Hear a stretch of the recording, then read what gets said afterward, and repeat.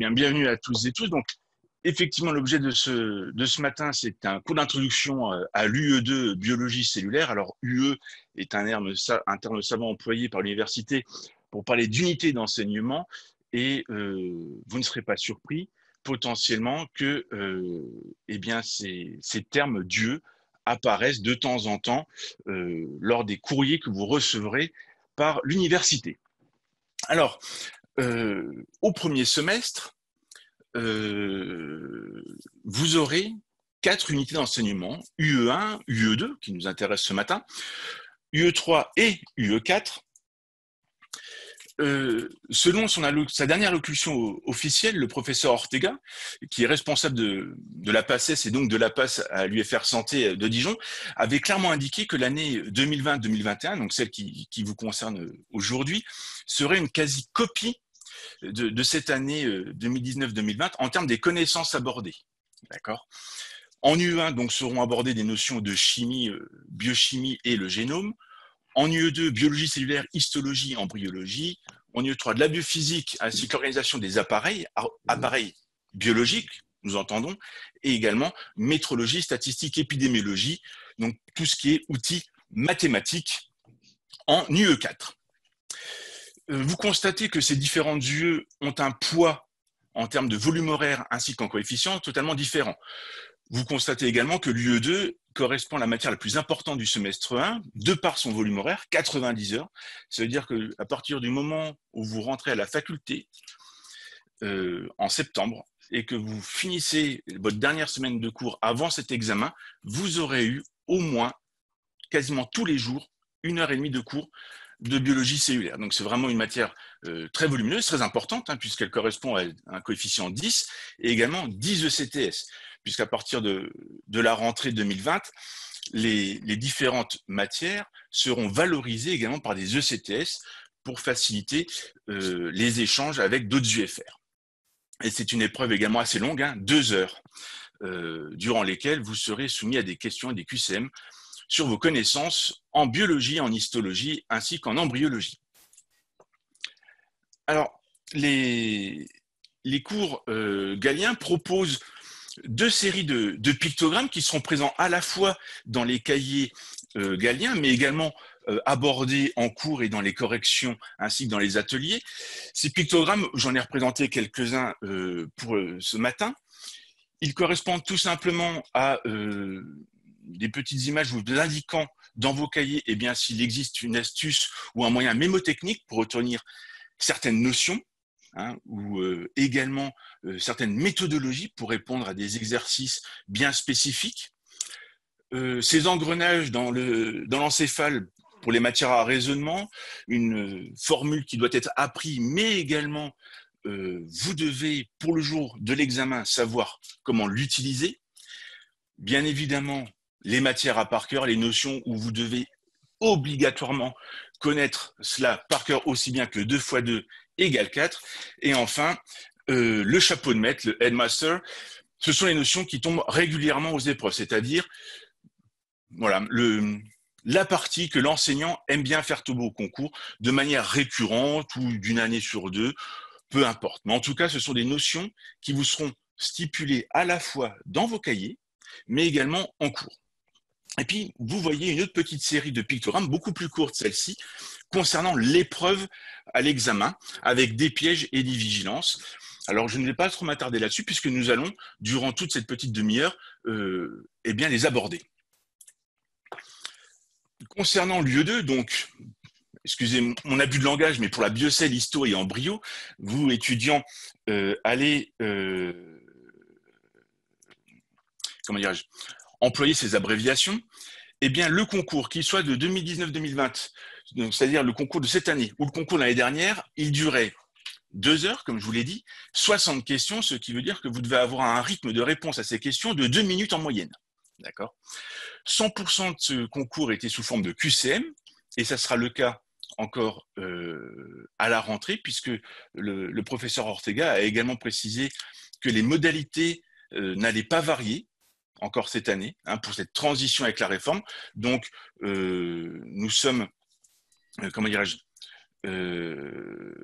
plus ou moins sereins par rapport à cela. Et vous constatez également qu'en UE2, eh bien, la plupart, voilà, quasi-totalité des items concernent des items de cours, c'est-à-dire que vous devez connaître par cœur votre cours, mais pour une petite quantité tout de même, vous devez être capable d'avoir de la réflexion.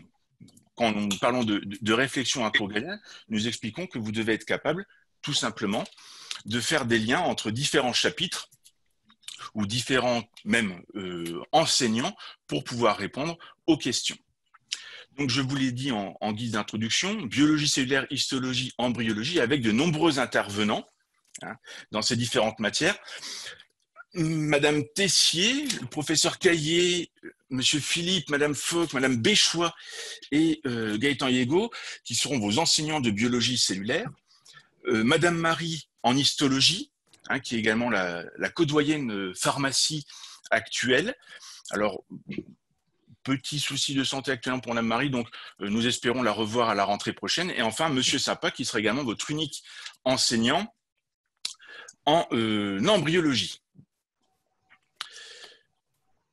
Vous voyez ici deux pictogrammes, inversion et une vigilance avec les énoncés. Pourquoi? Eh bien, ce qui caractérise principalement Madame Tessier, ce sont des pièges d'inversion dans ces items. D'accord? Et ça, nous le verrons par la suite.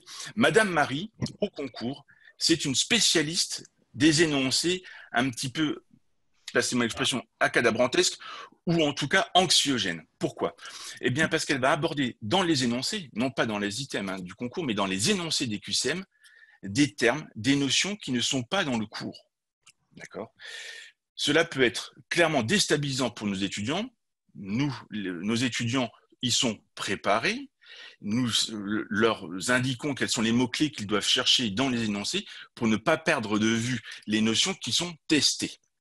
Je prends l'exemple, cette année, Madame Marie était la première enseignante à poser ses QCM sur le concours. À partir du premier QCM, Q1, il était question de la muqueuse et de la musculeuse du duodénum, chose qui n'avait jamais été abordée au concours.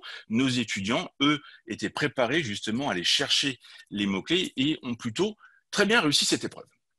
Alors, sans plus attendre, nous allons attaquer le vif du sujet avec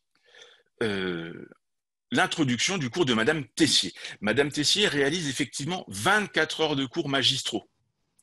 D'accord? 24 heures sur les 90 heures. Avec Madame Marie qui réalise également 24 heures, nous sommes à 48 heures, ce qui veut dire que Madame Tessier et Madame Marie occupent plus de la moitié du volume horaire de cette matière. D'accord? Donc ce sont vraiment deux enseignantes qu'il faut absolument maîtriser pour réussir le jour du concours. Alors Madame Tessier, au concours, en 2019, elle avait posé 14 questions. Et l'année dernière, enfin cette année, en 2020, 11 questions. On reste quand même sur quelque chose de volumineux. 24% de l'examen en 2019 contre 19 cette année. Ça fait à peu près 1/6 quand même de l'épreuve à réaliser par un seul enseignant alors qu'ils sont 8. D'accord? Donc, Madame Tessier fait partie des enseignants qu'il faut vraiment maîtriser le jour du concours. Vous constatez également la répartition des différentes questions au concours sur les différents chapitres qu'elle aborde et notre intérêt se porte tout particulièrement sur la membrane plasmique et le système endomembranaire qui, à eux deux, cumulent 7 QCM. D'accord? 7 QCM sur 60 QCM, ces deux chapitres représentent 10% de la note en UE2. Donc, on se doit vraiment d'apprendre par cœur et de bien se préparer sur ces deux chapitres. Ce matin, nous allons bien évidemment, parce qu'il faut un début, attaquer sur les généralités de la cellule. Les généralités de la cellule, c'est un cours qui dure à peu près 1h30, 2 heures en amphithéâtre, en cours magistral. Il fait souvent l'objet de questions, mais ce n'est pas une régularité absolue, puisque cette année, il n'y avait pas de questions, et l'année dernière, il y avait une question au concours. Ce qui tombe fréquemment sur cette partie au concours, ce sont les propriétés sur les cellules eucaryotes, prokaryotes ou encore les virus. Et nous voyons ensemble qu'il faudra être vigilant, mais très vigilant, aux infos croisées. Alors les infos croisées, ces pièges d'inversion, quels sont-ils? Eh bien, des propriétés des eucaryotes sont placées dans des items concernant les prokaryotes et inversement, nous aurons les exemples tout à l'heure. Rentrons dans le vif du sujet avec quelques définitions, puisqu'il faut bien évidemment s'assurer que tous nos étudiants néo-bacheliers maîtrisent et aient le même vocabulaire. Les définitions, les voici. La biologie cellulaire, qu'est-ce que c'est? Eh bien, c'est l'étude des cellules, ainsi que les processus vitaux qui s'y déroulent, ainsi que des mécanismes permettant leur survie. C'est une définition au sens large qui permet aux étudiants de comprendre qu'il ne faut pas apprendre dans des cases. Il va falloir, et Madame Tessier, attendez-vous que vous soyez capable de faire des liens, non seulement avec ces différents chapitres, non seulement avec les différents enseignants de l'UE2, mais également avec une branche de l'UE1 qui est la biochimie. D'accord? Elle attend à ce que vous maîtrisiez tout cela et elle peut se baser sur vos connaissances parallèles ou vos connaissances des autres unités pour vous tester le jour de l'examen. Qu'est-ce qu'un être vivant? Un être vivant, il est composé d'une ou plusieurs cellules. Alors, s'il est composé d'une seule cellule, eh bien, nous parlerons d'une seule cellule, on parlera d'être unicellulaire, et plusieurs cellules, d'être pluricellulaire. Mais qu'est-ce qu'une cellule? Eh bien, c'est la plus petite unité fonctionnelle de l'organisme. Elle est invisible à l'œil nu. Ça veut dire qu'elle est inférieure, sa taille est inférieure à 100 micromètres. Et là, jeunes gens, vous serez vigilants aux valeurs numériques du cours de Madame Tessier ainsi qu'aux unités. D'accord? Il n'est pas rare que Madame Tessier puisse vous poser une question du genre « La cellule est invisible à l'œil nu et elle fait moins de 100 nanomètres. » D'accord? C'est 100 micromètres. La valeur numérique est correcte, l'unité est fausse. Soyez vigilants à ça le jour du concours. Avec l'entraînement que vous aurez avec nous au cours Galien, vous aurez largement le temps de gérer ces 2 minutes par question et vous aurez l'œil avisé pour repérer directement les unités ainsi que les valeurs numériques. D'accord? Cette cellule, qu'est-ce qu'elle possède? Eh bien, elle possède tous les composants pour son propre fonctionnement. Elle est quasiment autonome. Pour réguler son métabolisme, alors le métabolisme, c'est un vocabulaire que vous avez peut-être déjà entendu, mais dans tous les cas, vous le reverrez surtout en biochimie. Le métabolisme, c'est à la fois l'anabolisme et le catabolisme d'une cellule, la création et la destruction de composés pour produire notamment de l'énergie. Des mécanismes de réparation, alors de réparation de quoi? De sa membrane, de certains organites, de son ADN surtout, car une absence de réparation de l'ADN peut conduire une cellule à avoir des mutations, et une mutation dans la cellule peut conduire à un cancer. Donc, notre cellule est douée de réparation, et tant mieux pour nous. Et enfin, adaptation au milieu environnant, avec notamment, et ça vous le verrez surtout en UE1, avec ce qu'on appelle les HSP, les Heat Shock Proteins, qui sont notamment étudiés en long, en large et en travers dans les laboratoires dijonnais. Un petit peu d'histoire, cela va sans dire, avec quelques dates qui sont abordées par Madame Tessier.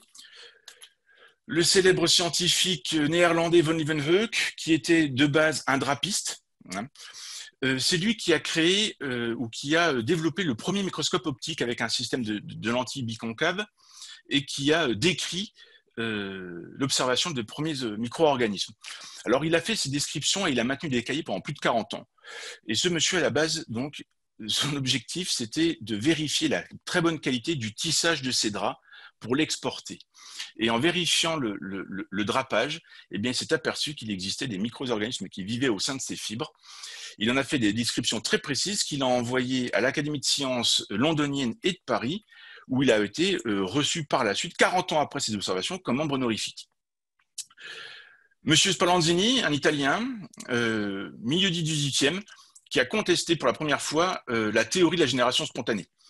La génération spontanée, c'était la croyance de l'époque, et cette croyance avait pour but de dire que eh bien, des déchets, des détritus, naissaient la vie. Et l'exemple qui est communément employé, c'est les paysans qui ouvraient les silos de grains le matin, eh bien, voyaient des grains de maïs sortir des souris. Et la théorie disait que les souris naissaient et étaient issues des grains de maïs. Voilà. Et donc, c'est ce qui peut nous faire rire actuellement, eh bien, était la science de l'époque au XVIIIe siècle. Monsieur Schwann, allemand émérite, qui a fondé la théorie cellulaire et qui a réfuté la théorie de la génération spontanée en proposant justement la théorie cellulaire. Monsieur Schwann, donc, avec cette théorie, nous l'abordons dans la diapo suivante. Je vous ferai gré de Monsieur Virchow, du professeur Virchow, qui avait déclaré que les cellules naissaient de la division cellulaire, ou encore de notre célèbre Pasteur qui avait confirmé la théorie cellulaire de M. Schwann en 1858. Alors, sur ces dates, bien évidemment, depuis 2011, aucun QCM, aucun item n'a été posé. Cependant, j'attire tout particulièrement votre attention sur le fait que la réforme de cette année a pour objectif également de diversifier l'origine de nos étudiants. Eh bien, potentiellement, si nous avons des étudiants qui sont plus ancrés sur le côté littéraire, eh bien, il se peut fort probablement que Mme Tessier s'adapte également à cela et pose également quelques dates ou pose 1 ou 2 items sur ces célèbres scientifiques. Concernant la théorie de Schwann, 4 principes. Le premier principe, la cellule, c'est l'unité fonctionnelle et structurelle des organismes, CF définition de tout à l'heure. On comprend donc que définir les propriétés d'une cellule, ça équivaut à définir les propriétés de la vie. Deuxième principe, l'activité d'un organisme, il dépend non seulement des activités individuelles de ces cellules, mais également de l'activité collective de ces cellules. On aborde donc cette notion de communication cellulaire. Les cellules s'organisent en tissus, les tissus en organes, les organes en systèmes et les différents systèmes en un organisme relativement complexe qu'est le nôtre. Le troisième principe, relation structure-fonction.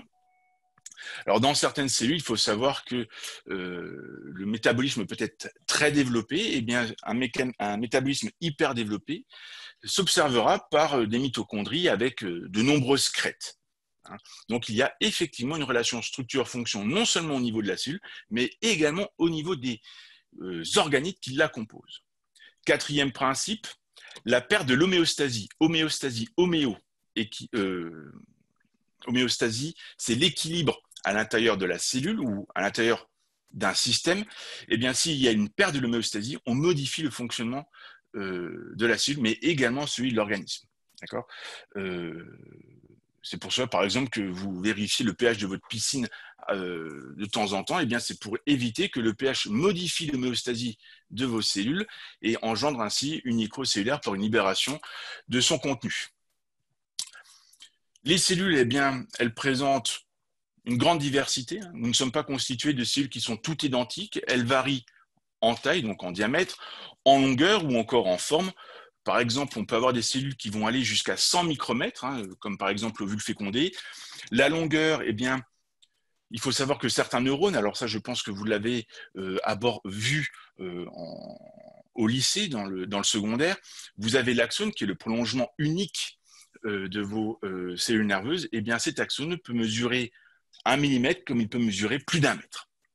Et enfin, la forme, un disque biconcave pour les érythrocytes, les globules rouges, ou encore ramifié pour les astrocytes, qui sont les cellules gliales du système nerveux central. Et ça, les cellules gliales du système nerveux central, vous l'aborderez en long, en large et en travers avec Madame Marie. Continuons maintenant avec les propriétés et les définitions de la cellule eucaryote, notion qui tombe fréquemment au concours. Eucaryote, vrai, et caryo avec un E. Ça veut dire que c'est une cellule qui possède un véritable noyau. Elle a donc un compartiment nucléaire individualisé. Il existe des eucaryotes unicellulaires et pluricellulaires. Les unicellulaires, ce sont les protozoaires, avec par exemple les parasites comme les abîmes ou d'autres qui nous causent quelques soucis lorsque nous partons en voyage dans quelques destinations plus ou moins chaudes, les levures qui sont des champignons unicellulaires ou encore les diatomées qui est un exemple de microalgues. Concernant les eucaryotes pluricellulaires, les végétaux, les champignons, les animaux, cela peut sembler évident pour vous. Je vous assure que ce sont des notions qui tombent relativement facilement au concours, non seulement avec Mme Tessier, mais également avec Monsieur Philippe, qui aborde ces notions de classification dans son cours et qui les pose très fréquemment au concours. Donc vous voyez que dès à présent, vous devez être capable de faire des liens entre les différents enseignants de cette matière.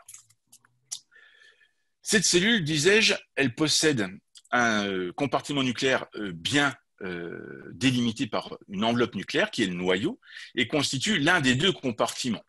Ce noyau est limité par une enveloppe nucléaire, c'est une membrane double que vous voyez ici, hein, c'est cet amas gris légèrement sur la partie inférieure de la cellule et qui contient le nucléole, qui est cette masse beaucoup plus sombre, et de l'ADN associé à des protéines histones nécessaires justement à la compaction de l'ADN sous forme de chromatine et de chromosomes, terme que vous avez sans doute déjà entendu.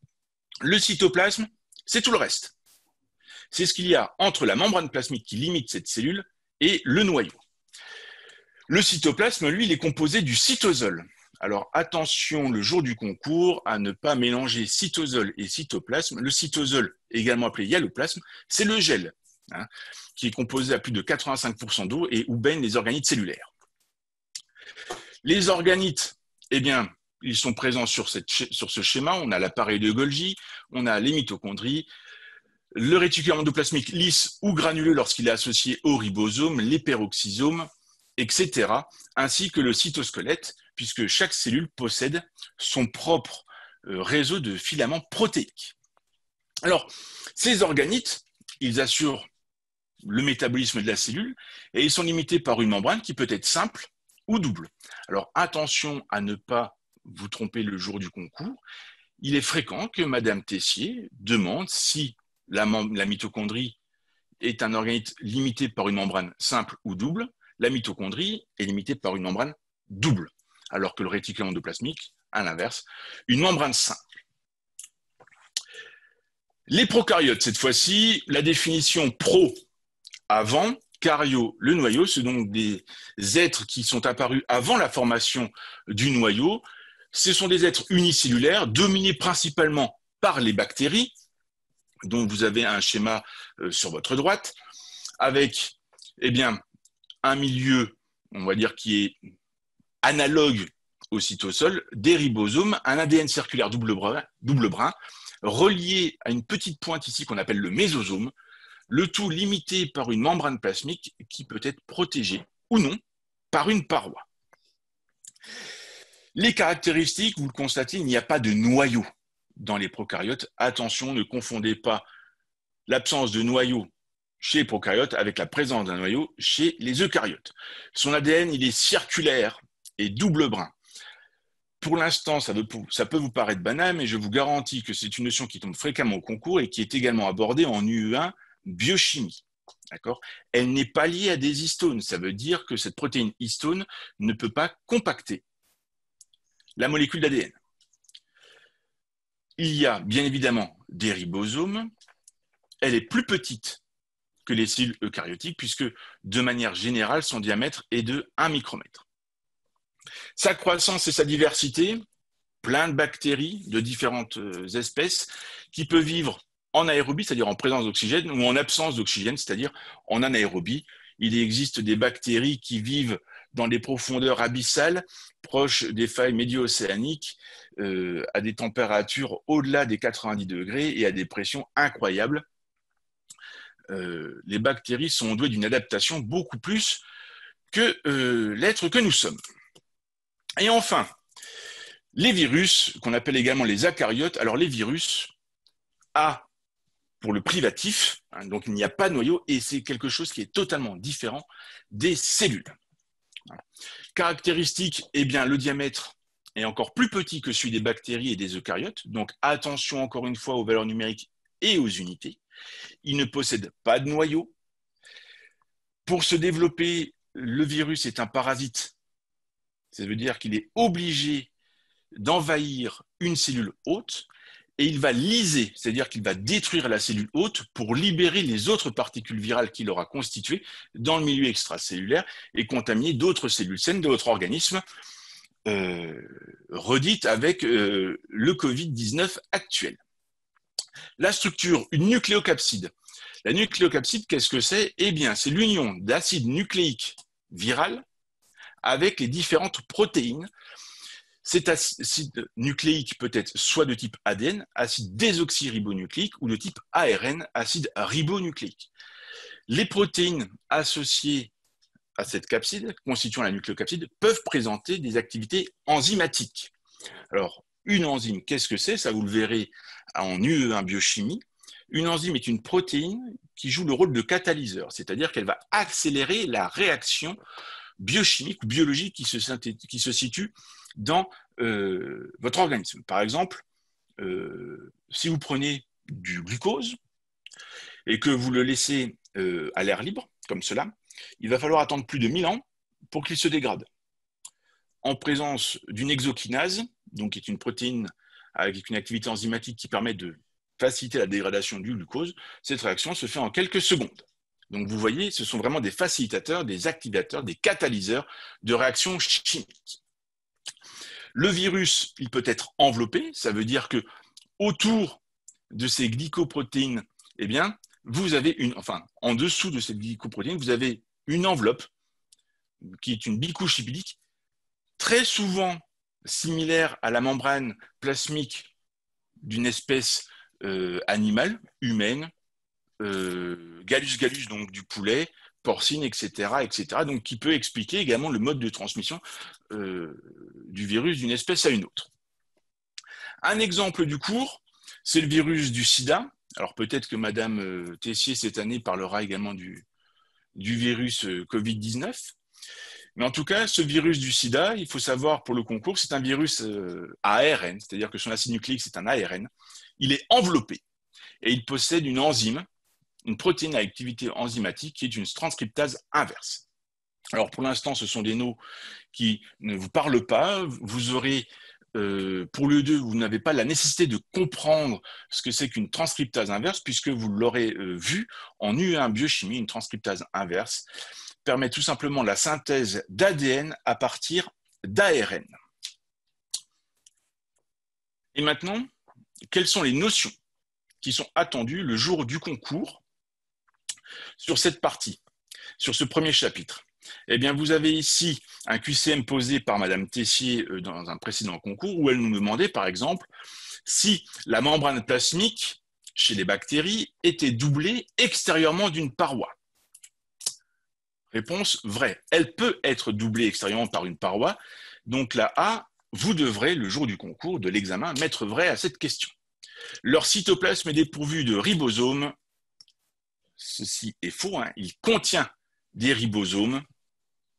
Vous verrez par la suite que les ribosomes sont des constitutions à la fois d'ARN et de protéines qui permettent justement et qui sont indispensables à la synthèse de protéines. Leur génome se présente sous la forme d'une molécule d'ADN simple brun. C'est une molécule d'ADN double brun. Il faut savoir également qu'en 2012, à la Q16, à la question numéro 16, il y avait encore eu une question sur l'ADN des bactéries où là, cette fois-ci, on demandait s'il était linéaire ou circulaire. L'ADN est appelé nucléoïde, ça, c'est vrai. Et enfin, leur ADN est associé à des histones, contrairement aux cellules eucaryotes qui, elles, possèdent des histones. Nous ferons attention le jour de l'examen à ne pas confondre les propriétés entre l'ADN bactérien et l'ADN des cellules eucaryotes. L'ADN bactérien n'a pas d'histones. De même, il avait été question en 2018, donc c'est très proche, que les bactéries présentaient et possédaient une enveloppe nucléaire, encore une fois une inversion entre les propriétés des cellules prokaryotes et des cellules eucaryotes. Autre QCM, et ça sera le dernier, concernant le virus du sida, cochez là où les propositions vraies. Alors, premièrement, vous voyez qu'il faut être vigilant aux exemples du cours. Contrairement au secondaire, où on avait l'habitude que notre enseignant nous donne quelques exemples pour illustrer un propos théorique, vous constaterez très rapidement qu'en médecine, les exemples sont source de questions au concours. Donc, on se doit d'apprendre par cœur les exemples du cours, notamment avec Madame Tessier. Alors, ce virus du sida, est-ce qu'il possède un ADN viral, un ARN viral? Oui. Attention à ne pas confondre ARN, ADN. C'est un parasite intracellulaire obligatoire? Oui. Il doit obligatoirement envahir une cellule pour produire et dévier sa machinerie métabolique, pour produire des particules virales et réaliser une lyse cellulaire. Il possède une transcriptase inverse. C'est justement grâce à cette enzyme qu'il peut le faire. Il ne possède pas d'enveloppe. le virus du sida possède une enveloppe. Et là, je vous ai mis un piège négation.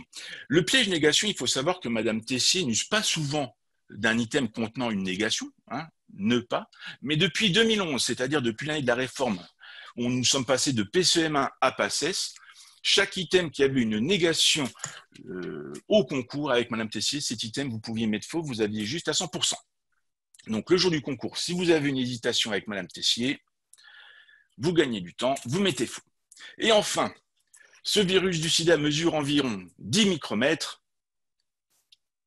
Je vous avais dit qu'il fallait être vigilant aux valeurs numériques, mais également aux unités. Et la réponse est fausse, puisqu'il mesure 10 nanomètres. Donc, en conclusion sur ce premier chapitre, eh bien, nous constatons qu'il faut être vigilant non seulement aux infos croisées sur les différentes parties que nous avons abordées, hein, eucaryotes, procaryotes et virus, mais lors de notre entraînement, nous avons validé également le fait qu'il fallait être vigilant lorsque nous allions apprendre notre cours, mais également lorsque nous serions devant notre feuille d'examen, être vigilant aux unités, mais également aux négations présentes potentiellement dans les items.